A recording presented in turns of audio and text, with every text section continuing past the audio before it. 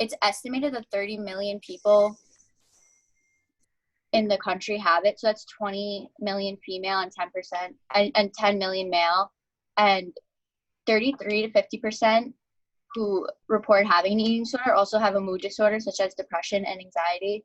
So I did a Survey Monkey that I did in February, and I got 72 responses. But for some reason, Survey Monkey only lets you like view 40 of them, and then you have to pay. So the 40 responses, I had 30 females answer and 10 males answer. And the one question that I found like the most significant was, are you satisfied with your eating habits? And 28 people responded no. And does your weight affect the way you feel about yourself? And 31 people said yes. So I have a question for you guys. Like, are you satisfied with your eating habits? And like, or do you know someone who's not satisfied with your eating habits and it affects their mood? Yeah, the best way to do this is raise your hand using the digital raise your hand, and then Liz can tell you who she sees first when you raise your hand, okay?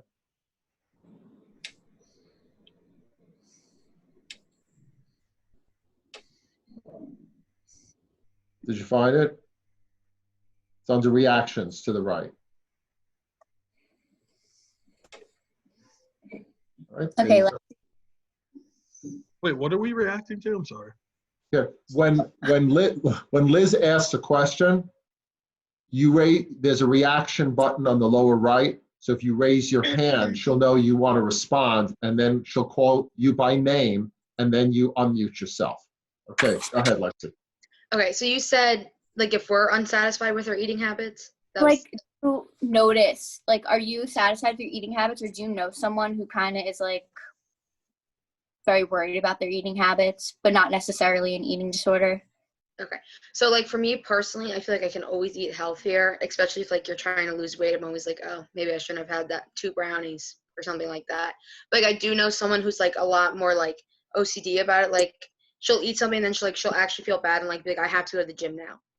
So, I mean, she's not like she has an eating disorder, but, like, I also see that, like, she's very tough on herself, like, regarding food. Okay. Thank you. Anyone else have anything to say? I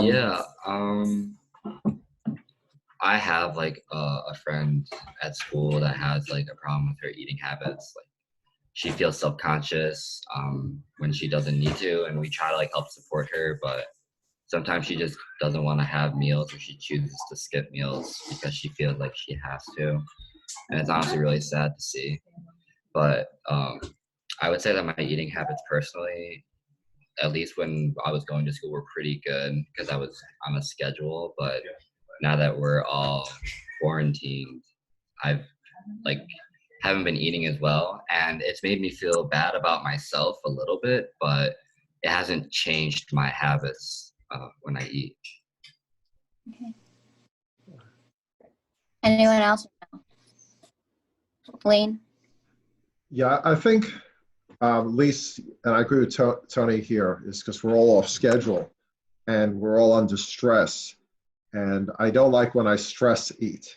Instead of eating for food, I'm hungry, I need food, I need nourishment, that kind of thing, I'm eating because of stress, to just calm me down in a sense. I want to know what you thought about that, Liz, and everybody else as well. Yeah. So there's like a difference between disordered eating and an eating disorder. Just disordered eating is like dieting and restriction, but just because you're like distorted in eating doesn't necessarily mean you have an eating disorder. But like majority of the time, distorted eating results in developing an eating disorder. So there's a lot actually of like types of eating disorders, but I'm going to go over the main 3, which is anorexia, bulimia, and binge eating disorder. So just in case no one knows what they are, anorexia is an eating disorder characterized by weight loss or lack of appropriate weight gain in growing children, difficulties maintaining an appropriate body weight for height, age, and stature, and in many individuals, distorted body image. People with anorexia generally restrict the number of calories and the types of food they eat. Some people with this disorder also exercise compulsively, purge via vomiting and laxatives, and or binge eat. Bulimia nervosa is a serious, potentially life-threatening eating disorder characterized by a cycle of binging and compensatory behavior such as self-induced vomiting designed to undo or compensate for the effects of binge eating. And binge eating disorder, which is the most common in the United States, is a severe, life-threatening, and treatable eating disorder characterized by recurrent episodes of eating large quantities of food, often very quickly and to the point of discomfort, a feeling of a loss of control during the binge, experiencing shame, distress, or guilt afterwards, and not regularly using unhealthy compensatory measures to counter the binge eating. It is the most common eating disorder in the United States. So a lot of the times, if you have an eating disorder, I know for me, I had both. I had anorexia and bulimia. So I know, and when I went to like support groups and therapy, a lot of people had the same problem. So they all kind of like intertwine with each other.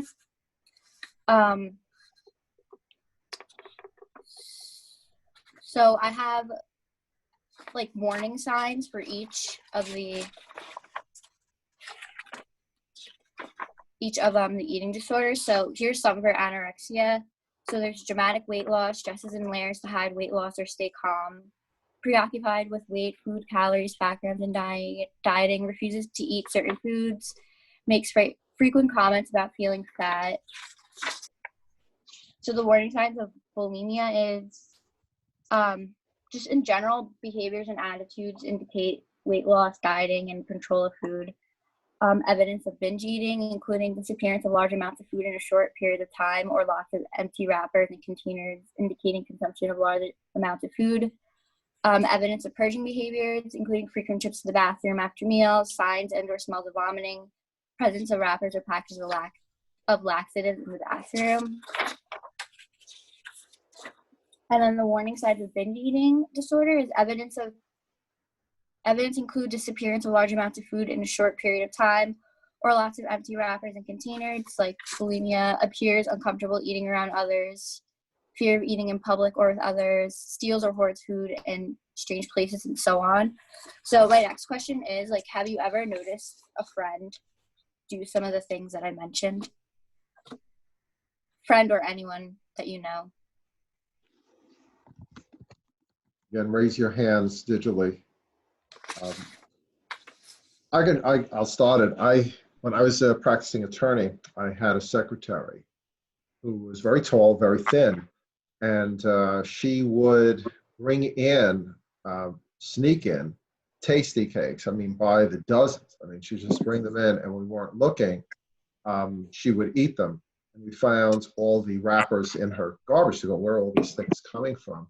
And then we found out that she was going, when she took a break, and she said she went for a smoke. She went to the back where our dumpster was, and she would purge. And that was something we discovered after a while. And so we connected her with a health professional after that. We had no idea what was going on, unless, without finding what we found in the garbage. Joe, Yes. you raise your hand? You had a, No, I was just putting my, okay. sorry. Anyone else have friends or seen experiences with people? Or Liz, if you don't mind, oh, go, Tony.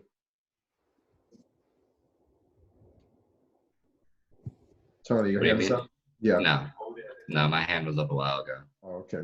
Oh, do I have to put it down? Oh, okay. Yeah, gotta put it down. Liz, you were, open enough to tell us, if you don't mind. Of course, it's up to you. Do you want to share your experiences and how you felt about this? How I felt about what, like how it started and like. Yeah, if you don't mind, that's up to you. So I always had like an issue with like my body, like even in high school, but I never resulted in like doing things until college, really, since it was like easier because like my mom wasn't making dinner for me, so like I could choose when I wanted to eat and stuff. And then I just realized by like not eating as much, I was like losing a lot of weight. So then when I would eat something, like I would feel bad about myself, so I'd like go in the bathroom and throw up. And like I continued to do this for like a year. So like it was a mixture of that and like just like some days I wouldn't eat, like I would eat an apple and that's it. And then like the next day I would eat like 2 meals and then like go throw up in the bathroom. And a lot of people didn't notice at first, or like I don't think they wanted to notice, because like even if I went out to eat with my friends, I would be like, oh, I feel sick. Like, so I would go to the bathroom. So like they would think that I actually felt sick, but in like reality, I was like doing it myself. It wasn't until like the end of sophomore year that people started noticing, and like they asked me questions about it. And like I'm gonna go over that, like how to talk to a loved one about eating concerns. So like I'll do that now and then kind of put my input in on each. So the first one is learning as much as you can about eating disorders. So that's reading books, articles, and brochures. Know the difference between facts and myths about weight, nutrition, and exercise. Knowing the facts will help you reason with your friend about any inaccurate ideas that you may be fueling their distorted eating patterns. Rehearsing what you want to say. This may help reduce your anxiety and clarify exactly what you want to say. Other people have found writing out their main points helpful. Set a private time and place to talk. No one wants to have personal issues dissected in front of a crowd, so make sure you find a time and place where you will have time to discuss your concerns about being rushed or in front of a crowd. So one of my friends did that with me. They sat me down, like it was just one-on-one, and she told me that like my group of friends kind of noticed it, but like she felt closest to me, so like they all decided to have one person, so it didn't seem like someone was like everyone was attacking you. And I think that was really helpful. Be honest. Talk openly and honestly about your concerns with the person who's struggling with an eating disorder or body image. Avoid it or ignoring it won't help. I think this is the most important one. Using I statements. So focus on behaviors that you have personally observed, such as I have noticed that you aren't eating dinner with us anymore, or I'm worried about how frequently you are going to the gym. There's a lot of the times when people talk about it, they'll say like you're not eating or you're exercising too much and like things like that, which is kind of like hurts. And like the girl who came to me, like I was grateful for it, but she did kind of say like, oh, I know, like you're not eating, instead of like I noticed you're not eating. So like saying you're not eating, things like that can cause a person to feel defensive. Instead, stick to pointing out what you observe. If you can, also point out behaviors not relating to eating weight, which may be easier for the person to see and accept. So like I became really moody and depressed. So like she also noticed, like my friends also noticed that, so they pointed that out as well. The next one, stick to the facts. Raising concerns about a potential eating disorder can bring up lots of emotions, and it's important not to let those run to show. Instead, talk about behaviors and changes you have observed and calmly point out why you are concerned. Be caring, but be firm. Caring about your friends does not mean being manipulated by them. Your friend must be responsible for their actions and the consequences of those actions. Avoid making rules, promises, or expectations that you cannot or will not uphold. For example, it says, I promise not to tell anyone, or if you do this one more time, I'll never talk to you. I think I promise not to tell anyone is something that people do say a lot when they confront their friend about it, which isn't good, because God forbid something actually really bad happens to them and they end up in the hospital, and like you knew that and it could help. And I think some people might get mad if you tell like their parents or something, but I think in the long run, like they will be appreciative of it. But at that moment, sometimes like you don't think about that, but then when you start getting treatment and help, you're super grateful that someone told your parents or someone of like higher. Liz, you bring up a really good point. I want to stop you there, because a lot of people are faced with this issue, whether it's eating disorders or other mental health issues in school, that we notice that something's wrong with our friend, that's their behavior is not healthy, whatever it may be, and you're torn between your loyalty for that friend or going to their parents or someone else to tell them, hey, you know, this person has a problem. Where should the person who's stuck in that, hey, I want to be loyal to my friend, I don't want to give away his or her secrets, I don't want to give away privacy, but I'm concerned, what should the roommate or friend do in those circumstances? I think talking to the friend first and like seeing if they notice it too, because when my friends talk to me, like I knew I had one, but like I didn't want to admit it. So then, yeah, like seeing if they admit it first, and if they refuse to like tell their parents or refuse to get help, then I think it is important to tell someone else, like who can help more. I think the loyalty, like, yeah, you want to like your friend to trust you and stuff, but if it's something that could harm them, then I think it is super important to tell someone different. And if they're mad at you for that moment, like I think understand that they're going to be mad because they're still healing. But once they get better, then they'll realize how like grateful, like they'll be grateful towards you. And like they won't be mad anymore. But everyone's going to be like a little mad at first if they tell like your parents or someone else. I'm interested if anyone in the panel has been in a situation where they see their friend spiraling somehow, whether it's depression, eating disorder, or whatever it may be, and felt in a difficult position on what to do. Has anyone experienced that at all? Joe? So one of my best friends that I went to high school with, he recently, about like a year ago, got into like drugs bad.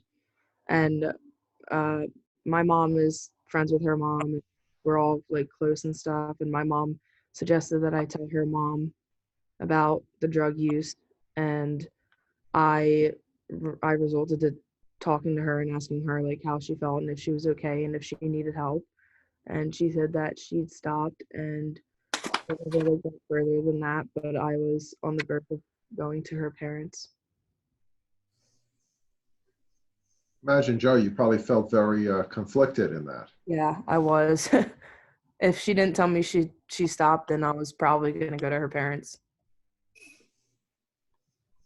Just on another issue as well, because I've heard, and you're the expert here, Liz, on this, you've done the research, that eating disorders come out of control issues and feeling out of control and various different things. So you control what goes into your body and sort of gives you some sort of balance. Why don't you talk about that?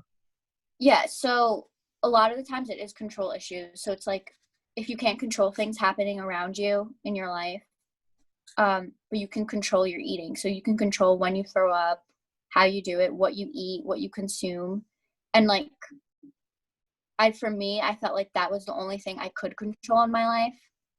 So like getting therapy, like I realized that like obviously it wasn't healthy, but like you don't have to be in control of everything. Like things happen, and like making the right like decisions is kind of like controlling your life too. But it does stem a lot from control, because I mean obviously like we don't have control in what happens in our life all the time. Look what just happened. Like we couldn't control we couldn't control the coronavirus.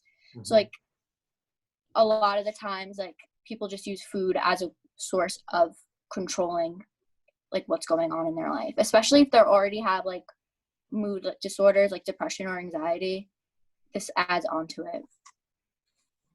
And then Joe, like I like how you gave an example of not so much an eating disorder but of something else. So if anyone else has like an example of something that they like had to deal with a friend, they're more than welcome to share. It doesn't have to be anything with like eating disorders. It could be anything else. Allie? Sorry, the reactions wasn't giving me the option to raise my hand through that thing. But I had a friend who kind of early on, we were like sophomores in high school. He was actually it was his decision to go, but like his family kind of forced him to go into a program for like abusing alcohol.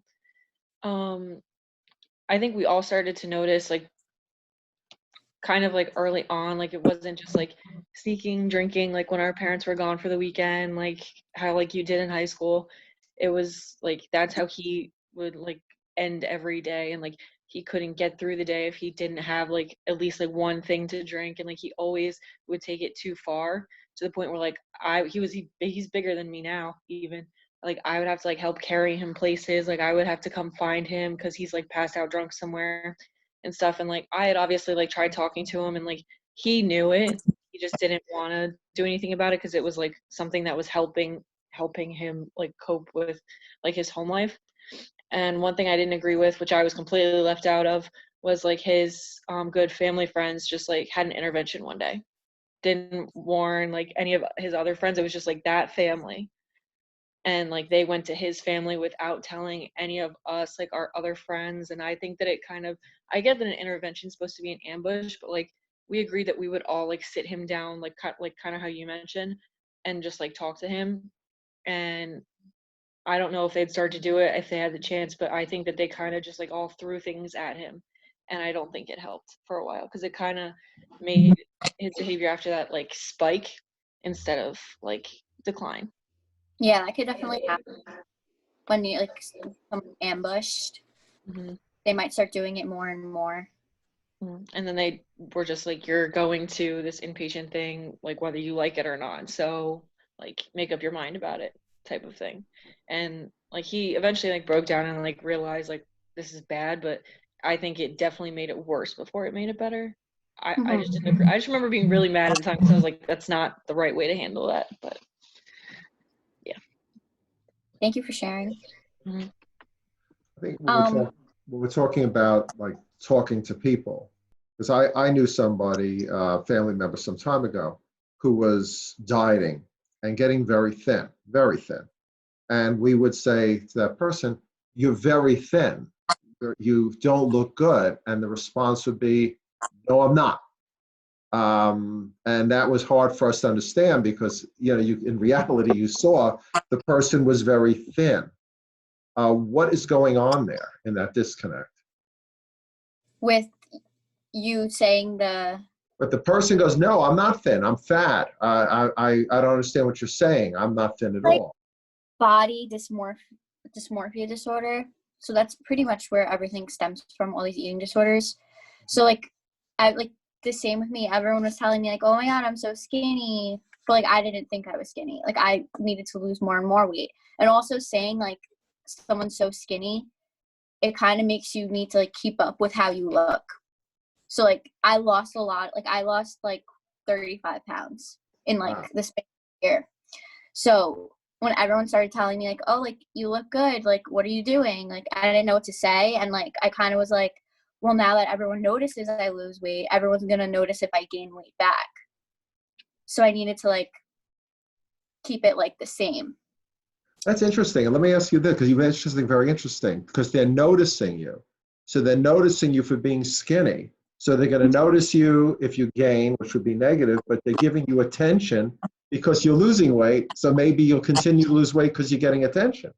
Yeah. So like the compliments definitely like are nice. I mean, who doesn't like compliments? And especially like, especially in America, like you see skinny models everywhere. So like you want to be skinny. So when people started saying, "You look so skinny," like I wanted to keep that up. Like I didn't want to gain weight at all.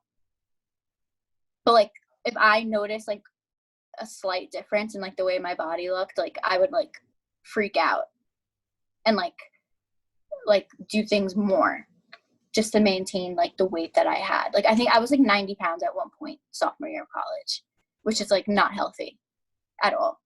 Because I'm 5 foot and like the average weight for a 5 foot person is like 130 pounds. And like I'm still not even at 130. Like I'm like 110 right now, but it's better than what I was like 2 years ago and even a year ago. But yeah, like sometimes saying like, "Oh, like you're so skinny," like that is more like that's a trigger as well. Wow, interesting. Austin. Someone have, oh.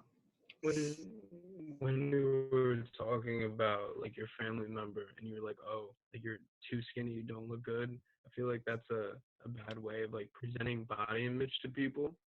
So I wanted to ask Liz, like, is there a way that from your experience or like and while you were like researching this, like ways that you could speak to people about body image that are better than like, "Hey, like you look too skinny," or "You're getting too big," but ways to encourage them to go whichever way and like to better themselves without sounding awful?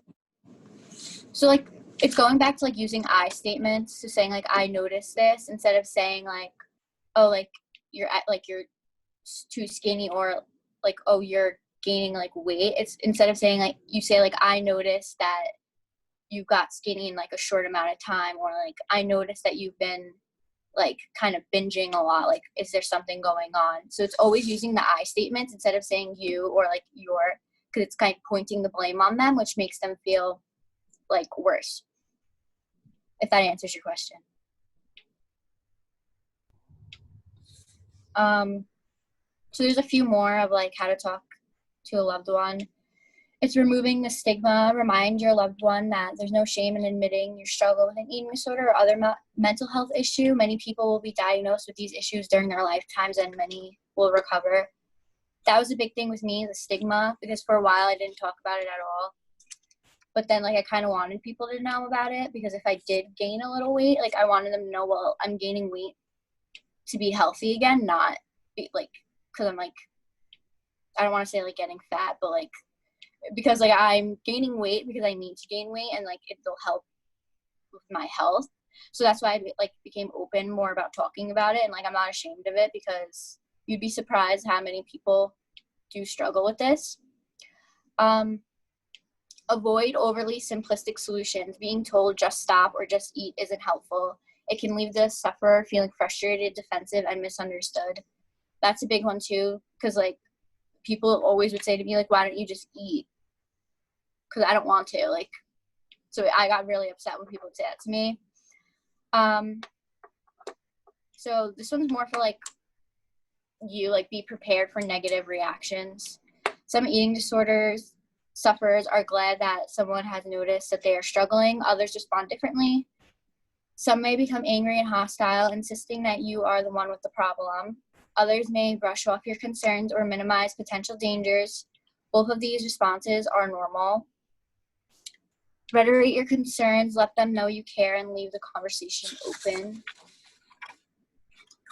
So encourage them to seek professional help. Many eating disorder sufferers require professional help in order to get better. Offer to help the sufferer find a physician or therapist if they don't have one, or attend an appointment where the eating disorder is discussed. And then the last one is tell someone. It may seem difficult to know when, if at all, to tell someone else about your concerns. Addressing body image or eating problems in their beginning stages offers your friend the best chance for working through these issues and becoming healthy again. Don't wait until the situation is too severe that your friend's life is in danger. Your friend needs a great deal of support and understanding. So does anyone have any questions? Yeah. Yeah. I just first want to say, because we spoke about this, and I wanted to earlier on, and want to say how your strength is very impressive, and I just want to point that out. Thank you. Why did it work for you? Obviously, you're healthy and you're making right choices now. What was the key to your recovery that maybe you could pass on to others? So many, the percentage you gave was overwhelming, where maybe they can learn from your example. What was the key to it? I guess it sounds like cliche, but I guess like really just loving yourself and like having people around you who love you. So like kind of getting out the negativity in your life. And like just not surrounding yourself in like toxic situations or toxic people, just kind of like being a little selfish in a way, because like a lot of times I put others before myself instead of my needs. So like I would be helping people with their problems and no one would really help with mine.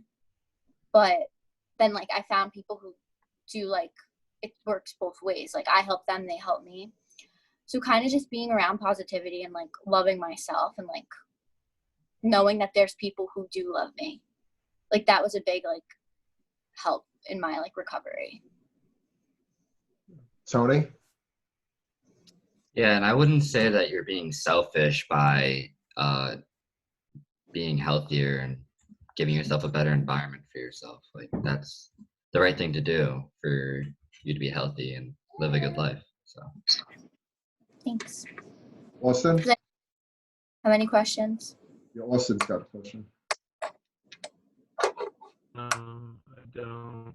I think if you leave your hand raised, it kind of just stays there. Oh, it just stays there. Okay, gotcha. Yeah. Okay. Okay. And then I guess like, I mean, this was harder to do without like in school.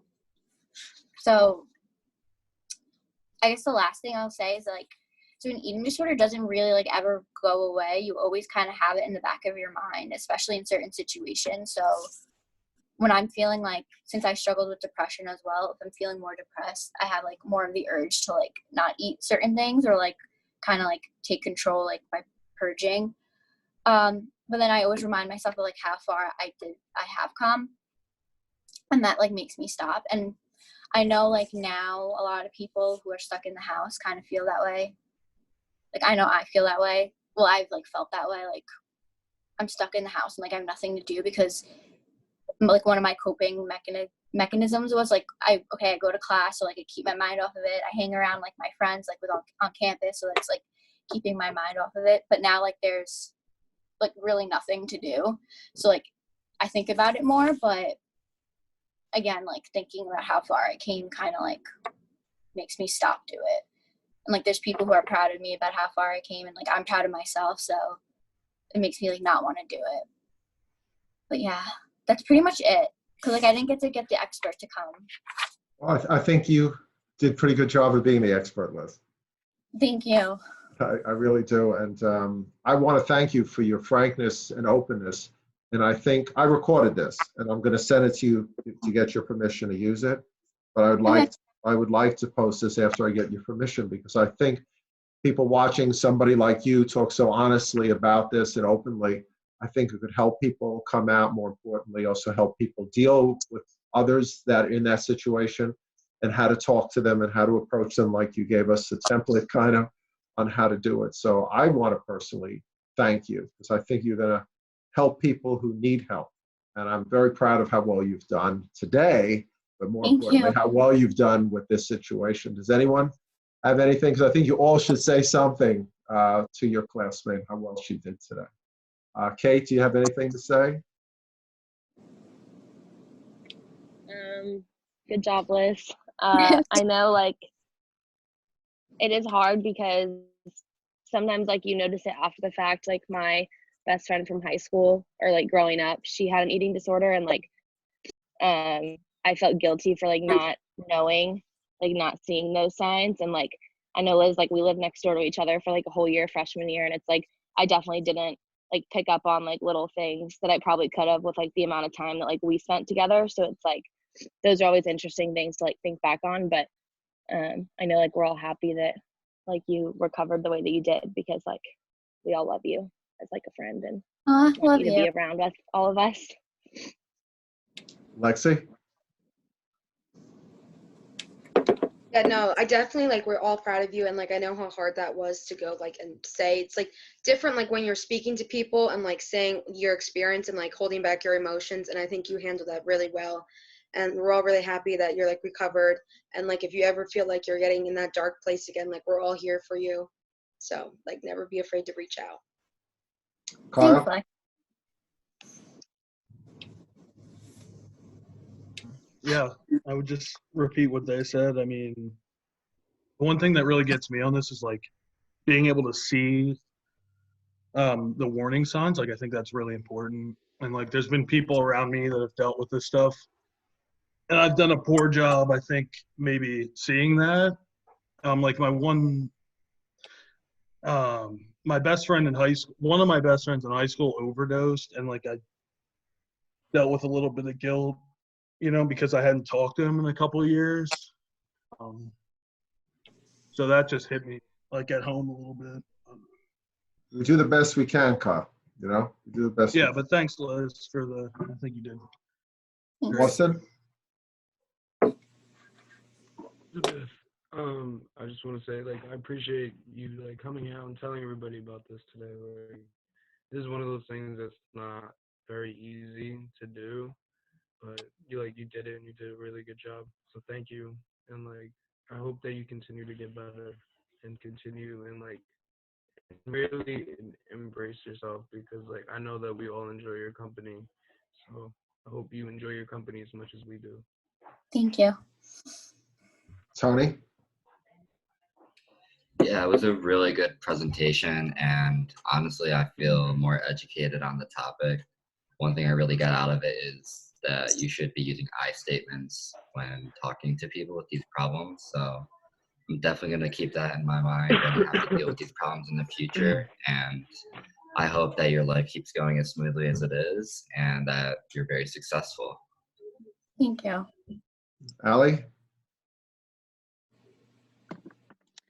So I'm really proud of you for how you just did all that, because I know you were stressing out because you and I are the ones who have like a different plan for the roundtable.